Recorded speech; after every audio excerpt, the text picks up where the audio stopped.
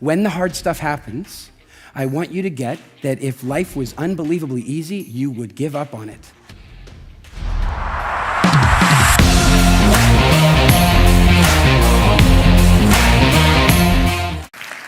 I did a workshop yesterday, and for those of you who was there? Excellent. I shared with all those people that the reason that my voice is like this now is that I've decided that to become the best speaker in the whole world, I have to sound like Tony Robbins. Or something's irritating my throat. And in any event, I want to share something with you guys, and this has been a challenging talk for me to kind of put together, and I've been thinking about it for quite a long time. I'll tell you why it's challenging. It's because like a third or a half of you have done Wildfit. Another third or a half of the remaining people have been to a Wildfit masterclass, and some of you have no idea what Wildfit is yet. And so you can imagine putting a talk together. What that means is I have to try and put a talk together that is going to have something interesting and new in it for the people who have spent 3 months to a year with me in some form. Then I've got to do something that'll be interesting for the people who have done like a really good masterclass with me but don't know a lot more. Then I've got to somehow get the basics in there for the people who have never heard of anything that I do. Challenge accepted. Challenge accepted.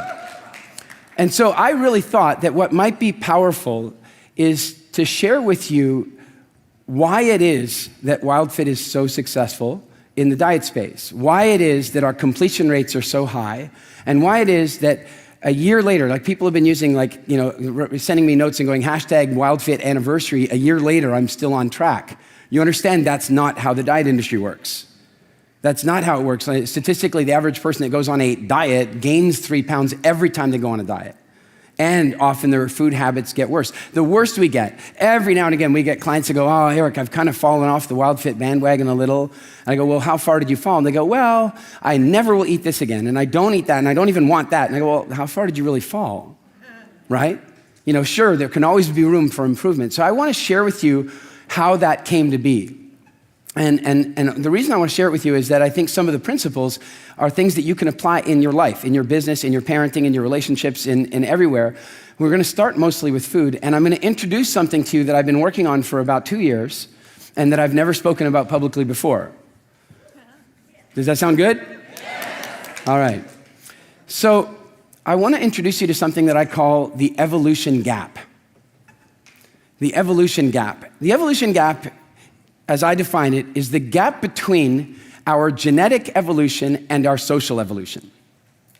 So it's the gap between our bodies, our minds, and the way our civilization is evolving around us. And I want to share my theory with you that almost all human suffering, all personal human suffering, is because of this gap. Almost all of it. Every time we're depressed or sad or upset or angry in a let's call it a non-productive way is because of that gap. And I want to share how that gap kind of works. I want you to think that, just think about something for a minute. How long we've been on this planet in some form. My grandfather found up until recently, the oldest Homo sapien skull in the history of the world. 259,000 years old. The pyramids are 3,500 years old. Just consider that. And the truth is, humans probably started something in the realm of 5 million-ish years ago. And our social constructs did not change a great deal during that 5 million year period of time. It didn't change a great deal. So we evolved with those changes really slowly. And then suddenly, we started taking massive turns. We started making massive changes in the way we live, and yet our software and our hardware did not make those turns with us. It cannot turn that fast. Evolution is like turning a massive ship. It takes forever. We are about 5 million years in the making. It's a massive process. Humans first encountered dairy products about 7,000 or 8,000 years ago. And in that 7,000 or 8,000 years, all we've evolved is that a small minority of people on Earth are not lactose intolerant. That's as far as we've gotten. We've not evolved a nutritional dependency upon it. We've not even evolved the ability to not get sick from it. Some people have evolved the ability to not get immediately sick in their stomach because they continue to produce lactase and they can break down lactose, but they'll still get prostate cancer. We've not evolved to deal with that change we made. And so I want to suggest to you that some of the challenges that you might have in relationships, in parenting, in running your business, and in social interaction, stem from these differences, that your instincts don't match your life, that the messages that you're getting from your body, from your software, don't exactly match your life. Does anybody feel like that occasionally? Yes. Like, I'll give you an example. As a parent, one of my least favorite things in the world is mom guilt. I hate mom guilt. It's awful what guilt does to mom. You know, my poor wife, we've got the most gorgeous little baby girl, and she is vivacious and intelligent and fun and excellent. And you know what? Every now and again, we need a break from her. Any parents on with that? Right? And so what happens is, and not only do we need a break from her, but she needs a break from us. This idea that two people are supposed to raise one child by themselves is insane. And it's brand new. Even two generations ago, the grandparents would be there, the uncles and aunts would be there. That's gone. I know some of you still have it, but it's fast leaving. Elise and I, no grandparents to help. My mother, not a baby woman. I'm lucky to be alive. She was a fantastic mom. I'm kidding. She's just not really into babies. My mother-in-law, not a baby person. My father and my father-in-law, same thing. They'll be great-grandparents in a couple of years, but they're not helpful now. So that leaves us on our own. It was not meant to be there. And now, to make it worse, not only do we sometimes expect two people to raise one, but we expect two people to raise two or one person. Sadly, too often a woman on her own to raise 1, 2, 3 children. And then judge her when we see her on her own, that somehow she's doing something wrong. Go for it. I dare you to try it, one on your own. Yes. And you know why it's so difficult? Because you weren't built for that. I have been out, as many of you know through Wildfit, to go and visit with the Hadza Bushmen on a number of times. I'm going again in a couple of weeks. I'm so excited. And it's like, we're talking, again, just for those you don't know, what I'm talking about is proper hunter-gatherer, nomadic people. They do not have money, they do not have cell phones, and they have no Google. They know what they know. And I can tell you that when I've been in their camps, when I've been in their villages, because they don't move, I shouldn't even call it a village, because they don't have permanent placement. They don't live in one place. They move with the water, they move with the animals. And when I've been with them, I tell you, you come with me one time, here's what I dare you to try to do. Figure out whose child that is. Figure it out, I dare you. And then you're going, well, what if they're breastfeeding? I'll figure it out. Still, I dare you, because they share. They don't have the social hang-ups that we do. They want to breastfeed, they do it. It's just right there. They don't have to have a special booth in the airport where we hide our women in shame.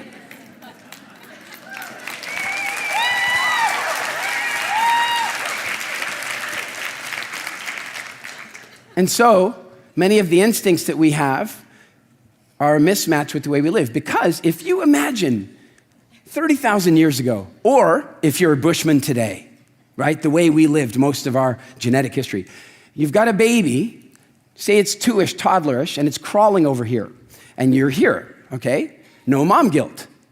Make sense? Why should you have mom guilt? The baby's right there. Tiny bit of mom guilt. Because there are hyenas. A little more mom guilt. That's what it's for. It's not for you to feel this horrible, seething, knife-stabbing pain when you're not with your child, even when your child is doing something socially healthy for itself. Does this make sense? Yes. And yet mothers punish themselves with this. I got such a powerful lesson in this because our little girl goes to a little Montessori preschool, which she loves. Like in the morning, I have to go, Zoe, bye-bye. Zoe, bye-bye. Bye-bye. Like, she loves going. And so Elise sits at home and feels guilty about it. And I'm like, why? She goes, well, I should be with her. I go, do you want to be with her right now? Yes, then go to the school and be with her because the school we picked allows that. Do you want to be with her right now? And if she says, well, actually, no, then I'm like, well, why don't you enjoy the time you have now to the maximum? No, you know why? Because the more she's enjoying herself, the more guilt she feels. Because there's hyenas out there. Because if you were this far away from your child and you started to get distracted by enjoyment, your child got eaten. And so your software says, don't enjoy yourself when you're away from your child. Do you get this? Okay, so let it go.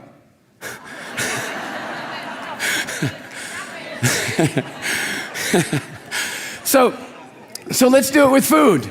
Let's do it with food, all right? I want you to think about food. Now, think of our evolution relative to food. Here's what we evolved to deal with. Food was incredibly rare. It was incredibly rare. In anthropological terms, we have this measurement where you go, it's called calories per acre. It's called calories per acre. So what does that mean? It means how many calories are available per acre in your social construct. And so if you're like a totally nomadic hunter-gatherer bushman, your calories per acre are very minimal. That means that every single day you're gonna have to walk 10 or 15 miles minimum to get your calories per acre and all the other non-calorie nutrients you need. Does that make sense?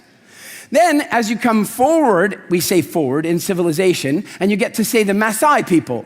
They are pastoralists, so they keep livestock, which means they now have hundreds of thousands of calories per acre around them all the time. They don't need to do quite as much work, except that the calories they have around them need to graze, so their calories have to move around, so they have to move with them. Then you go to agriculturalists. Well, agriculturalists grow millions of calories per acre, so they get to do nothing.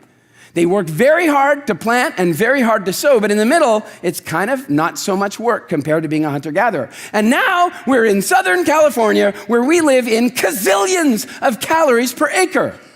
No, we live in gazillions of calories per bite. I would like Uber Eats, let's see.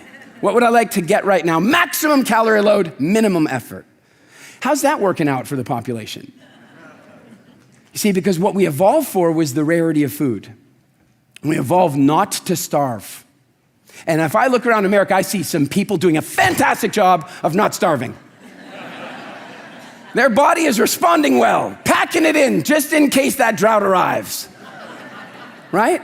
And so how does that happen? All right, well, we evolved for this incredibly rare food situation. And then one day, I often imagine it like this. A couple of early people, they're in camp one day. And they get back to, as a matter of fact, they arrive at a camp that they haven't been at for about a year. And they look, they get situated, and then one of the guys looks over here, and he's like, hey, look at this. You know that root vegetable that we really like all the time? There's this one gorgeous root vegetable I eat when I'm with them, and it's like halfway between a sweet potato and an onion. And you can eat it raw, but if you put it in the fire, it's amazing. And so the guy goes, yeah, you know those things, the sweet potato onion things? They're growing here. They never used to grow here. Why do you think they're growing here? I don't know. Do you know, I think that's where we left all the bits and pieces last time. I think that's where we dropped the do you think we grew them? That's the moment that it changed. That's the moment we changed our relationship with food. We started to be able to control it. We started to deal with agriculture. We started being able to grow our plants. Now, here's one of the problems that happens with that. I would like you guys to vote with me. There are two plants we can grow. One is a gorgeous, luscious, sweet-tasting watermelon explosion of gorgeousness, and the other one is kale.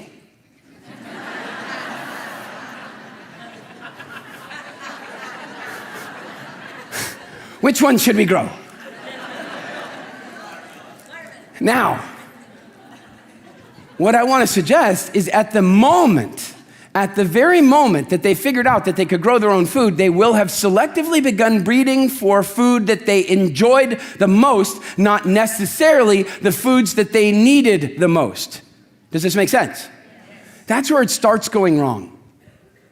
That's where it begins. And then technology comes in. technology comes in and they start being able to do stuff to food that they were never able to do before. See, you can't eat wheat. I dare you. I dare you to just take some wheat and eat it. Try chewing that stuff. Go for it. You don't have the teeth for it. You don't have the digestive system for it. That grain has a hard shell on the outside. It has glutens in it. It has enzyme blockers. It has hormone triggers, all designed to fool the digestive system of a bird. Luckily, your teeth can't break in there, so you don't have a problem, right up until you figure out how to grind them into powder.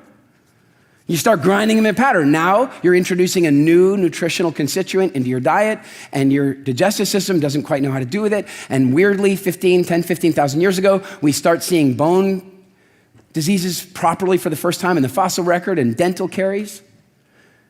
And we continue to take this left turn away from our evolution. And our bodies can't keep up with that. Our body tries. A few people start becoming gluten tolerant. They're not the lucky ones. A few people start getting lactose tolerant. They are definitely not the lucky ones because they don't get the warning. Being lactose tolerant is like turning off the car alarm. That's what it is. If you drink milk and you eat cheese and it doesn't make you sick, I am sorry, I wish it did, because then you wouldn't do it anymore. Does this make sense? Yes. So then this left turn continues because we fast forward and we mass produce food, and then pretty soon we need to start getting involved in regulation. Government intervention. That's a good idea, don't you think? And so the government goes out and they hire this incredible food scientist to develop the food pyramid. Go to develop a food pyramid. Now apparently the first food pyramid is officially Swedish, but I know the story of the American food pyramid. They hired this woman and they brought her in and she designed this incredible food pyramid. It was good. But they wanted to get some expert feedback on it. You know, it's a good idea, don't you think? So who should we get? Should we get the United States Dairy Association? Should we get Kellogg? Because we did. And the beef growers and the sugar industry? Because we got them. And they took the pyramid and they turned it upside down. And the woman who created the pyramid said this: if you publish this pyramid, you will create an unbelievable epidemic of type 2 diabetes and obesity like you've never seen before. And they still did it. And she was right. Because our bodies are not built for this massive left turn. And not our instincts either. See, here's another one. Fruit was always seasonal. For our ancestors, it was always seasonal. And you know what's crazy now is that the whole keto movement has come along and vilified sugar. Sugar's evil, man. Look, English is a complicated language. It's complicated because you can use one word to say many different things with different meanings. So for example, is meat good or bad? I don't know. It depends, doesn't it? There's definitely some bad meat out there and there's definitely good meat, so you can't do it like that. You know, and so we've done the same thing with sugar. We say sugar's bad. Well, no, our ancestors grew up eating sugar when it was available. I got to tell you something. When I'm out hunting with the Bushmen, nothing will distract them more than a beehive. It is amazing. We're like totally on the hunt, hunting along. Oh, honey. Okay, everybody stop hunting. They crack the tree open and they're hacking at it and the bees are swarming everywhere. Those bees don't sting, interestingly enough. They're tiny little bees. And you scoop the honey out of the tree. Sorry, vegans, because there's bees in the honey, but it is the yummiest honey you've ever had. And when fruit is available, they eat it. But then what happens is the fruit's not available. And they're probably sad about that. They might even get a little low blood sugar. They might even get hangry. But then they'll get over it as they pass back into keto, and the craving goes down, and then they won't even think about it again until the next ripened season.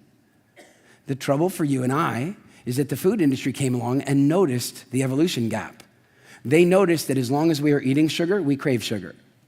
They have noticed that as long as we are eating sugar, we crave food generally. Sugar is now in 65% of the food that you buy on the shelves in the United States and most countries around the world. The average American eats 154 pounds of sugar a year. Pounds. It's a phenomenal amount. And so the food industry has expanded, and the government has expanded the evolution gap. The challenge is that your instincts, the SMS messages or the text messages you get from inside are, oh my God, I might be starving, I better eat the, how many of you have this thing? Well, I wouldn't normally eat that, but it's free.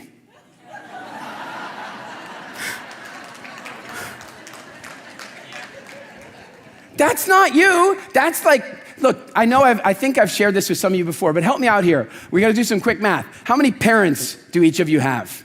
Okay, I know we live in this new world of great, interesting family dynamics. I'm talking genetic parents. How many do you have?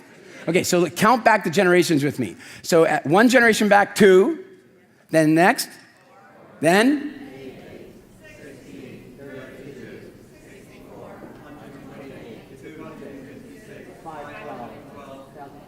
1,000. 10 generations ago, 1,000 great-grandparents. Are you with me? Carry on. Next one. Just go to 2,000. 2,000? 8,000? 16,000? 32,000? 64,000? 128,000? 256,000? 512,000? 1 million. 20 generations ago, 1 million people needed to meet without Tinder, and they then had to have sex in order for you to exist. That means at least 500,000, I'm hoping it was a lot more. At least 500,000 orgasms. I'm hoping more, but. So.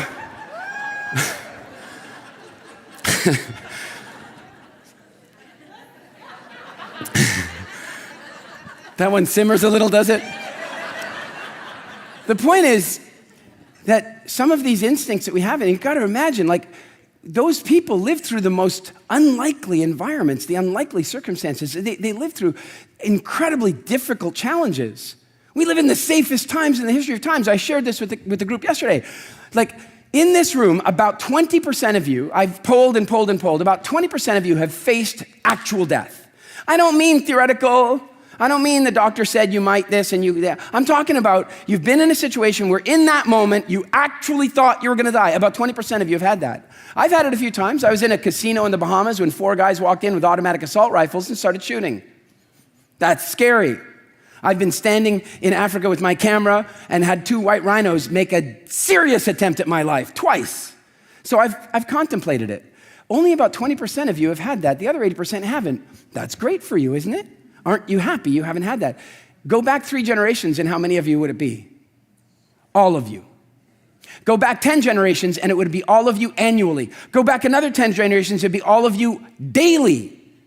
Daily you would have been dealing with stuff. Daily there was a hyena over here. Yeah, a couple of years ago, I did one of our Kilimanjaro adventures, and at the end, I was going to go off and visit with the Bushmen, and so I kind of extended an invitation to one of my Wildfit coaches, Yvonne, and she came along, and there were 2 of our Mind Valley photographers, Kirsty's here somewhere, and Karen was there with us, and they actually came with me to go visit the Bushmen.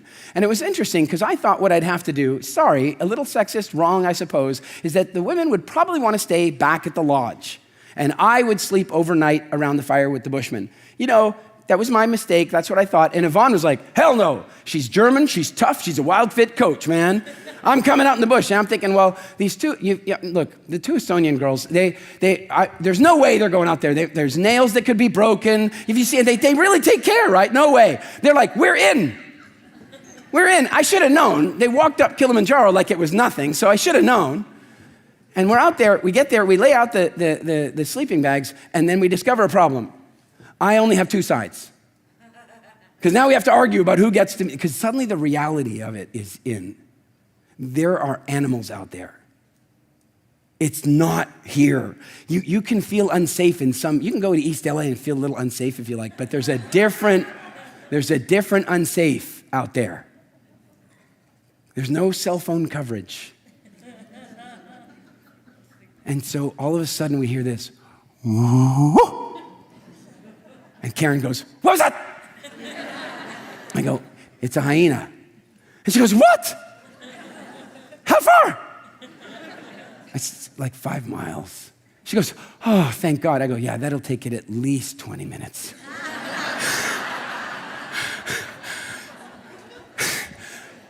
But in that moment, what they got to experience is what your ancestors lived with for 99.99% of your genetic history.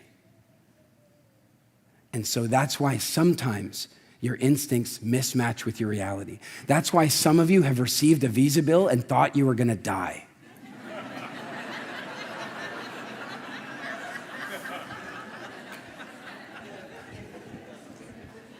So, let's talk about how to close the gap.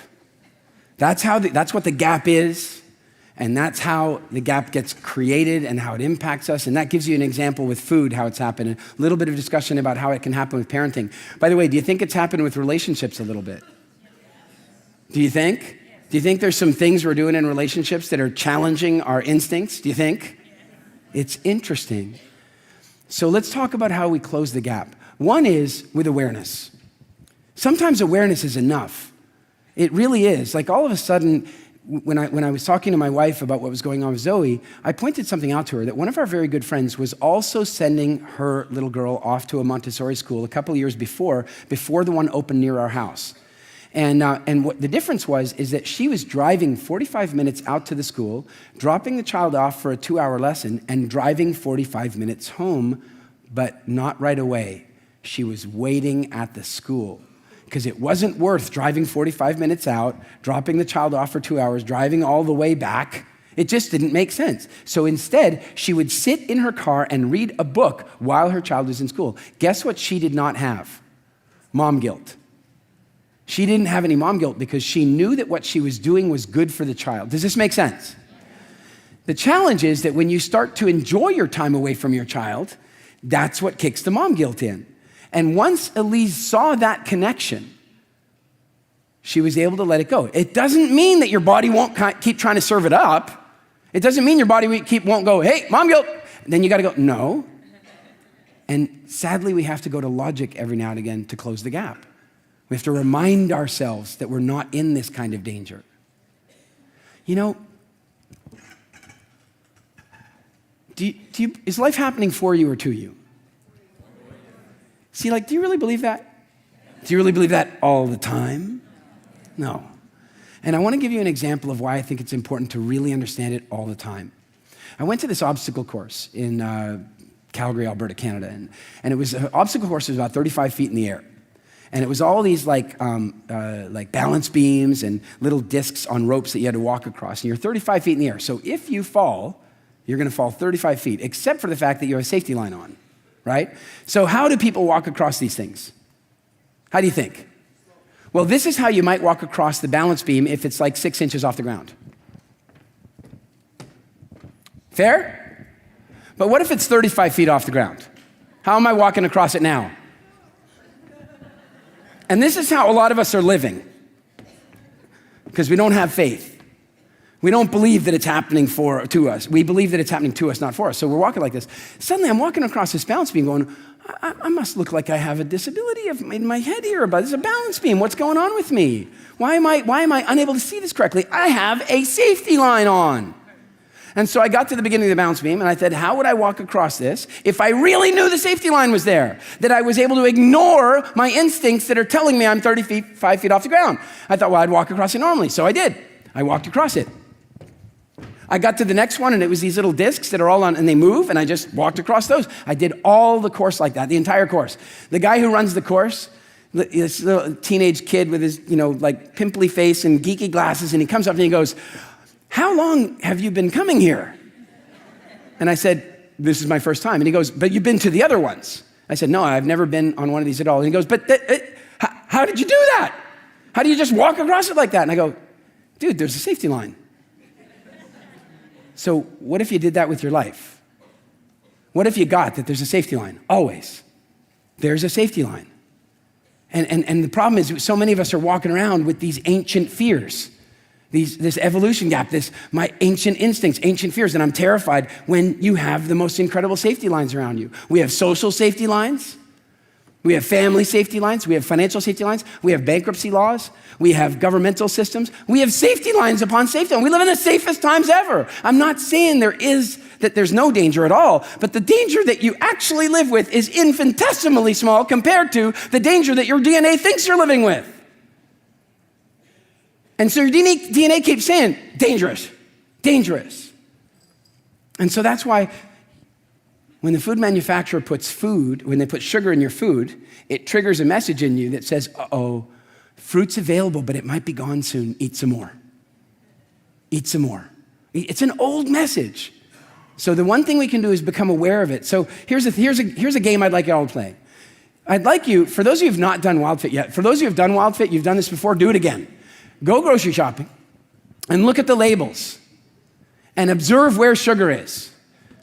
Where is sugar in Rice Krispies? What place on the ingredients? It's not first, come on, it's breakfast cereal. Where is it?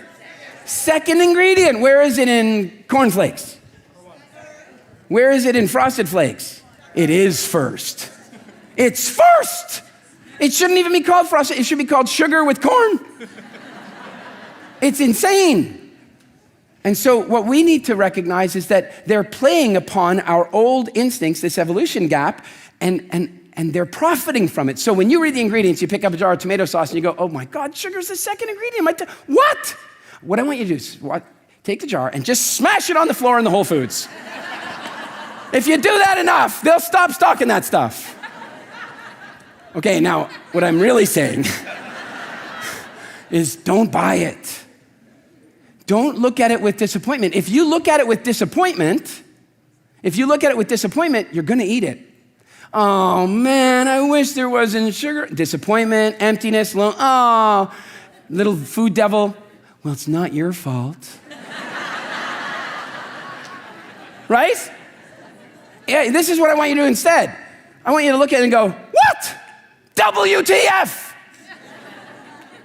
Get angry about it because it's there to manipulate your cravings. It's there to stimulate your appetite. It's there to get you to eat more food. So get angry when you see it. Do you know, we can go and lobby the government all we like. We can try that. We can go and pressure our congressmen or our senators or what have you, and some of them are incredibly proactive. But if we really want the food industry to stop putting sugar in everything that we eat, we have to stop buying it. Or smashing it on the floor would be good too. So here's something else, is to actually pay attention to your emotional ride when things are happening. Your emotions, they're just a bunch of life coaches. Tell me some of the good emotions. Happiness, joy, love, anger. What else? What are good emotions? Shame, guilt, pride. They're good emotions as long as you're using them and they're not using you. I look at emotions like this big team of horses. You can ride them or they can take you for a ride. Joy is a really easy horse. You jump on Joy and Joy's like, hey, we're going for a ride, woohoo, Joy. It's awesome. It's excellent. But if you get on anger and you don't have anger reined in, anger rides you under low branches. Isn't it true? Shame's a tough one, isn't it? But here's the thing, people going, oh, shame, it hurts, so it's such an awful emotion. No, it's not. It's an emotion designed to make you a fantastic human being. The difficulty is the rules with which you bring it on. It's the rules that you use it with. So here's an example. Are there different rules about, say, sex relative to shame in different countries around the world? Yes. Yeah. Is the approach to sex different in America than in Germany? It is. It's different in a variety of ways, not normal ways. You go into a gym in Germany. I went there. I was staying at the Hyatt Hotel in Cologne, and I walk in to go to the gym, and they had these like saloon doors. I open the saloon doors. I walk in, and there's these like women standing there naked. And I'm like, oh, walked into the wrong one. Walked out. Walk over, go, where's the men's changing room? We don't have one. It's unisex. Okie dokie.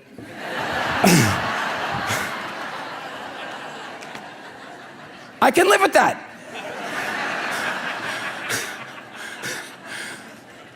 But the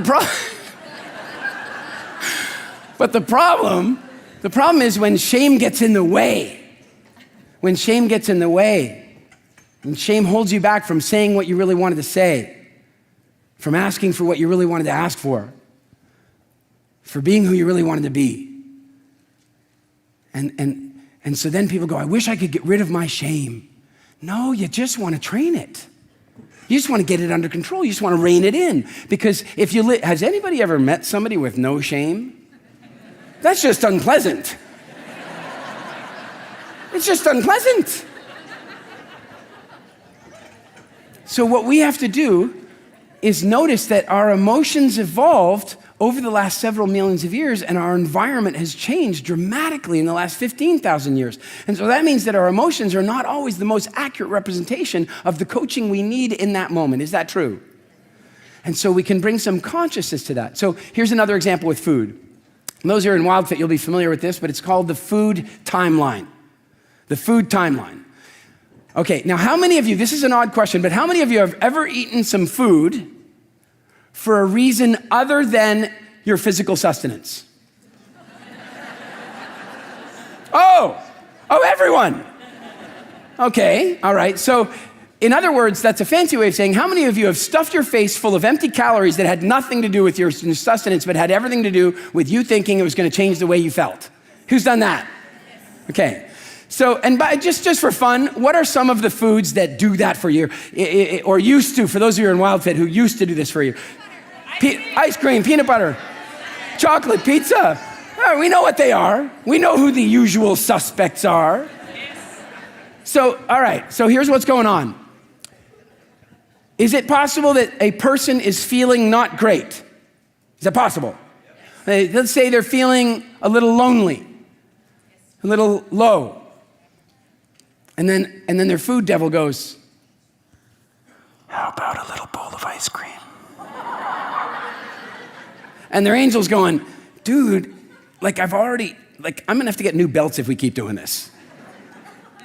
Yeah, but it's just this one time. Okay, you say that every time. I'm not gonna fall for every time. Yes, you are.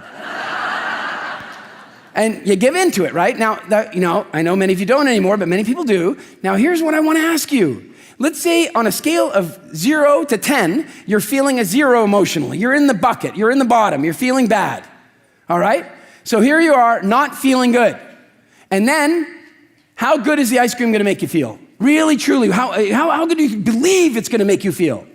10 at least, if not more. If it's Haagen-Dazs, 11. It's gonna do it. It's gonna do the trick.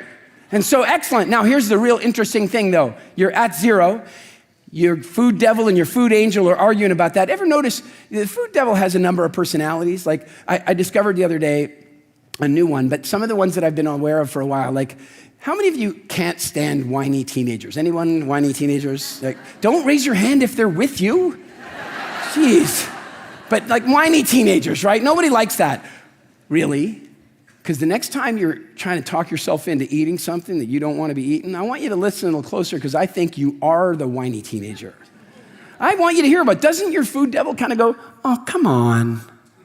The other kids are doing it. Doesn't that happen? Whiny teenager, that's one personality.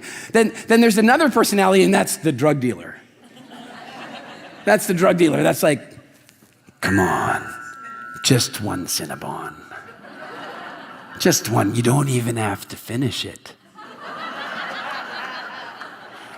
And these ones are free. Right?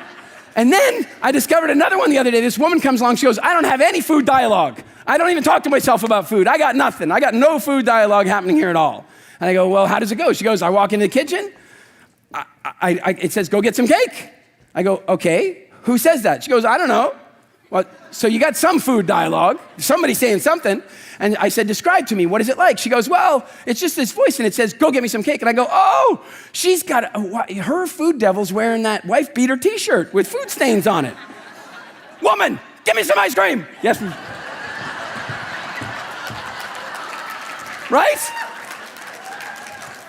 So we've got these different food devil personalities. And the more we can become aware of them, because some of you, over the next couple days, your food devil's going to talk to you and you're going to go, oh man, that's what Eric's talking about. And it's going to begin to give you consciousness about it. Is it true? All right, now where was I going before I told you about the food angel and devil? Food timeline. And so here's my question. You finally give in to the devil.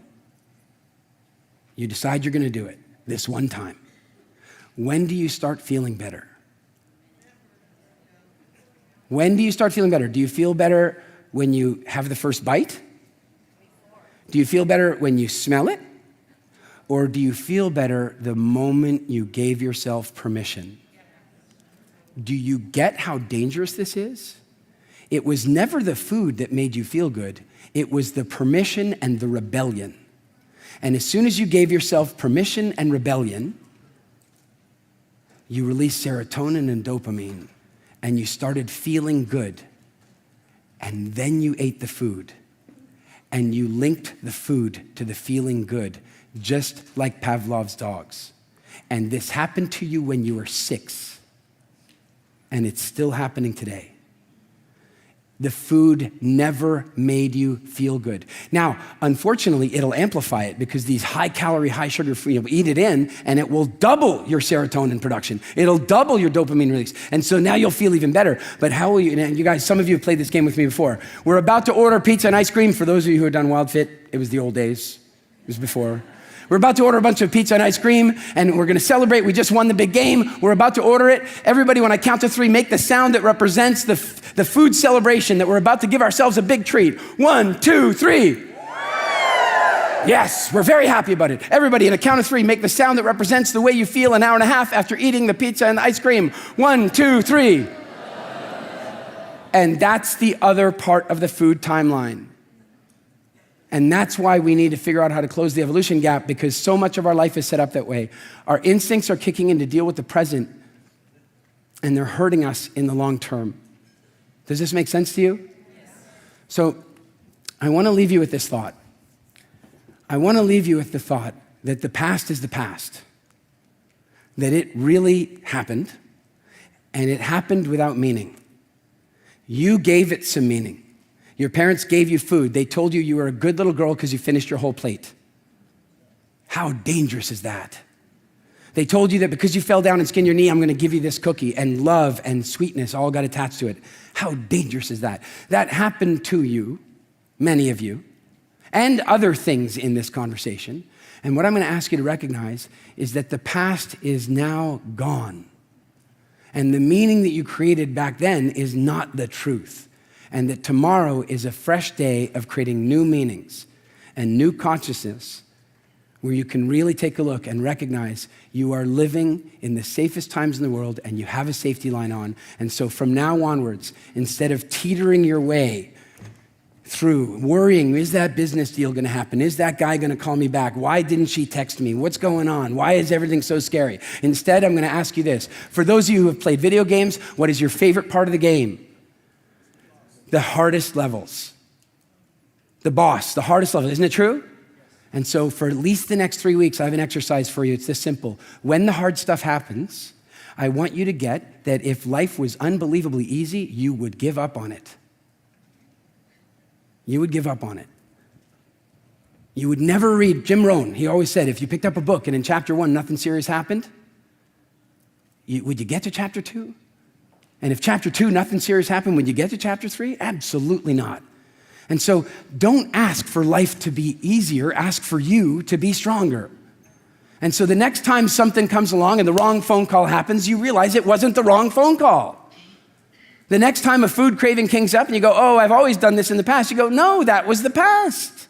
I'm now creating my future. Does this make sense? Yes. And so that's the goal for the next week. Something tough comes along and pushes your emotions, makes you angry, makes you upset, makes you uncertain. What I want you to do is just this. It's a very simple exercise. So I've just received bad news, which is really a way of saying that the video game just said, level up. Are you with me? So everybody with me, I'm going to say level up. You're going to go level up, and you're going to do what I do, and that's what you do for the next week when you level up. Are you ready? Okay, it's like this. I'll show you the old way first. You go like this, level up, bad news comes in. Right? That's what we do. No, not anymore. We're gonna go level up, Okay, with me now, 1, 2, 3, level up. Awesome, I got this. Thank you guys so much. It's been a real treat always to share with you. Thank you. Thank you, thank you. Thank you so much.